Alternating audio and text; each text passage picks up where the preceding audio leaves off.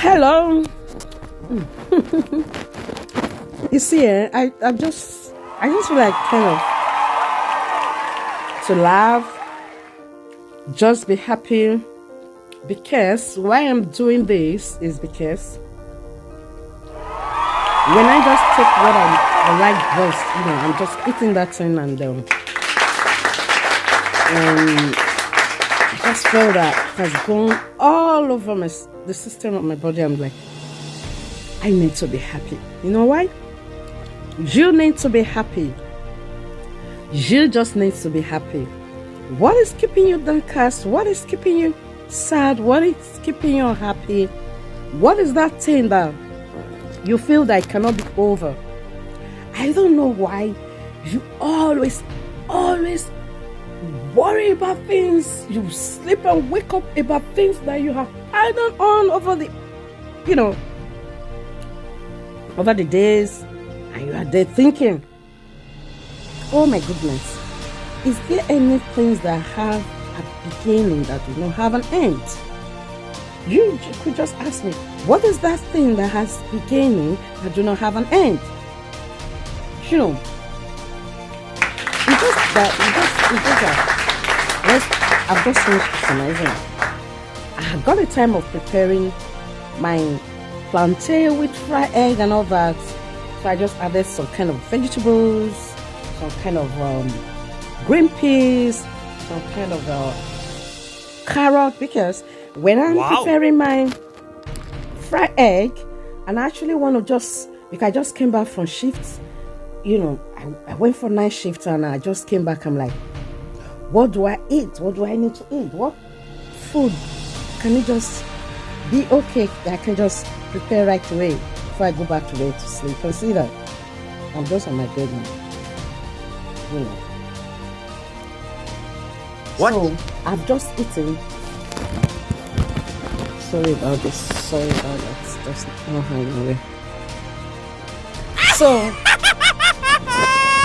and I always want to, I only want to just like make all the food I prepare a kind of make it more balanced and have just a kind of balanced diet. So what am I trying to say here is that how do you get yourself so worried about things? It's just what I'm talking about. I'm talking about you getting worried, you having a sleepless night over what your friend has told you, you having a sleepless night over what you have gone throughout the day. You would have had it tough in your place of work. You would have just had a contact with your colleagues. You would have just had some kind of hits with your husband. You would have just had the kind of worry spirit just about your children. Everything about life is just kind of, we are feeling that, oh. So what am I trying to say here is that there's nothing that you cannot sort out. It's just for you to keep yourself happy. So like I said, as I finish, after I finished preparing my meal, then I added those vegetables, put a kind of dry shrimps on it. I made my fried egg because I don't really like hard plantain. I made that and I prepared it.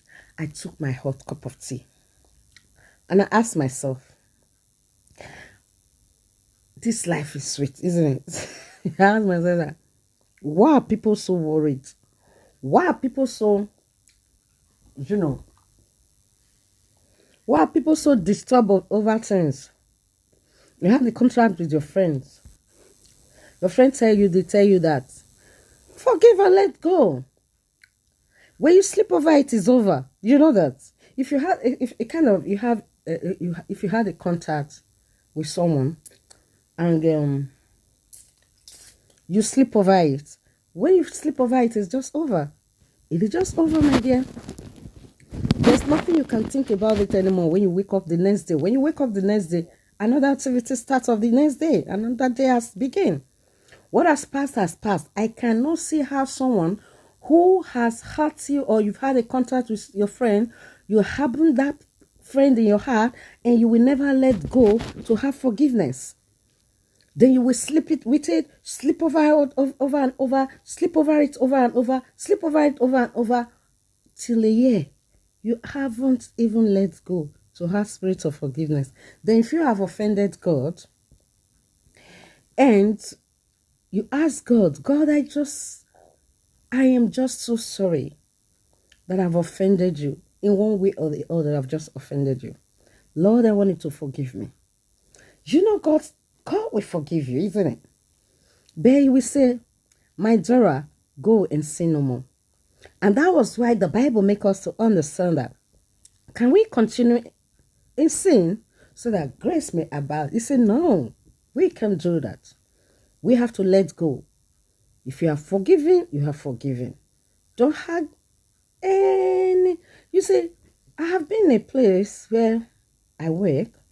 You know, it's just sometimes you're just on your own, you're quiet, you do your own thing, you are punctual, you are diligent, you are hardworking. You have some colleagues who are very, very terrible. And they actually want to see, who is this lady? Let me find every area to penetrate and see who she is. They do that just to try your quietness, just to try your personality, just to know, who is this woman? Why is it that she's just the only one the manager call upon? Everyone loves her in a place, you know. They will tend to kind of penetrate you to make you feel bad. But that is why what we call wisdom. In such a case, wisdom is required. You need to use your wisdom to handle such a case. If she comes in one way, he said they will come in 7 ways. How many ways would they flee? So they come in one way. So the moment they come in that aspect, in the way that they want to penetrate you, they want to see how you are, to kind of make you feel a bad person, you say, no, don't let it be. Don't let them take you for who they think you will be. Prove them wrong and still keep your what? Your quietness. Play it around with them. And so, oh, is it just the way you have come? Oh, I'm very sorry. Oh, I'm very sorry. Oh, did I mean to do? Oh my goodness, if I have meant to do that, forgive me, please. They can get you. But there are some situations, there are some things you tolerate, you know. When it gets to you won't take that. You will have to let them know that, no, don't take my quietness for granted. It is not as if I don't know what I'm doing. You know what you're doing. You just, because you are matured, because you are intelligent, because you reason properly, you know, they can't hold that against you. They just feel that, oh, I can try this lady. She know how to be quiet. She know how to overlook things. Let's just leave her alone. Let her be. They can't come near your dwelling space anymore. So always use wisdom. In your own place of work, use wisdom. In your marriage, use wisdom. In your home, with your children, you know, very difficult when you have a child that is growing up, when it gets to age 5, 6, 7, 8, 10, 13, 14, teenagers. They're very, very difficult to talk to. They're very, very difficult to handle. That is when wisdom will have to come in. You must not prove that, yeah, I'm your mom. You have to listen to me. What I ask you to do is what you do. Don't be, and then don't just kind of carry that attitude of being so harsh or so kind of create that kind of behavior around them that they won't welcome you when you do that. Always call them, see them that, you see, my son, you know I love you. You are in my heart.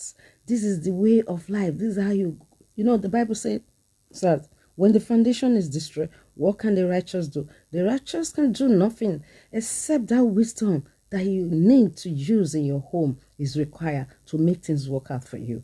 You use wisdom today to handle things in life.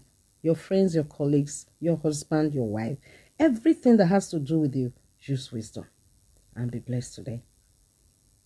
Bye. The voice of a prayer woman with hope. God bless you. Have a